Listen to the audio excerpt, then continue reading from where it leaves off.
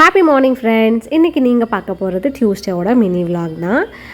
செவ்வாய்க்கிழமை பூஜை பண்ணணுன்றதுக்காக ஆஃபீஸ்லேருந்து வரப்போ வந்து பூ எல்லாமே வாங்கிட்டு வந்தாச்சு. அதுக்கடுத்து தேங்காய் கொஞ்சம் பூண்டெல்லாம் தீந்து போயிருந்து அதையும் வாங்கிட்டு வந்துட்டேன்.